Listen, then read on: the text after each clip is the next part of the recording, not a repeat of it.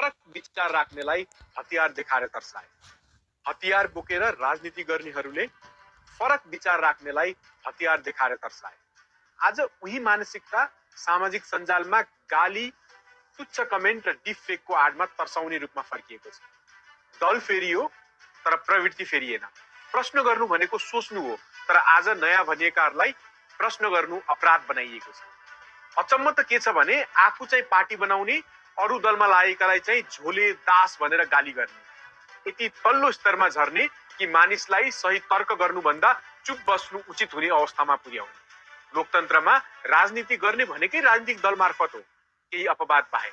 तर अहिले एउटा खतरनाक भाष्य बनाइदैछ, दलमा लागेका सबै खराब हुन्। प्रश्न उठ्छ, पत्रकारिता, कलाकारिता जस्ता क्षेत्रमा राम्रा काम गरेका तर जनतासँग प्रत्यक्ष राजनीतिक सम्बन्ध नभएका मानिसहरू राजनीतिमा किन र के उद्देश्यले जोडिँदैछ? राजनीतिक दलका मानिससँग आफ्नो विचार हुँदैन भन्ने यो भाष्यको पछाडि के राज छ? हामीले बहस गर्नुपर्ने विषय कहाँ थियो? नीति कहाँ छ? वैचारिक धरातल कहाँ छ? न महाधिवेशन, न लिखित दस्तावेज, न प्रष्ट कार्यक्रम। जसले आफ्नै पार्टीलाई संस्थागत गर्न सकेको छैन, उसैले देश विकासको खाका कोर्छ भनेर हामीले कसरी पत्याइदिने? नयाँ भनेर आउँदा हामीलाई पनि आशा लागेको थियो। अब बहस नयाँ किसिमले जान्छ। नीति परिमार्जनका विषयमा छलफल सुरु हुन्छ, शासन प्रणाली सुधार्ने विषयमा बहस हुन्छ।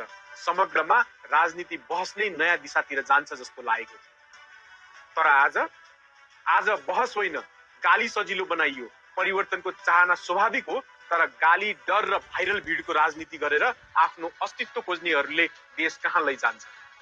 हामीले आजै सोच्नुपर्छ, यो राजनीति परिवर्तनको हो कि देशलाई अर्को युक्रेन बनाउने अभ्यास? सोचौं, बुझौं र प्रश्न गर्न नडराउँ।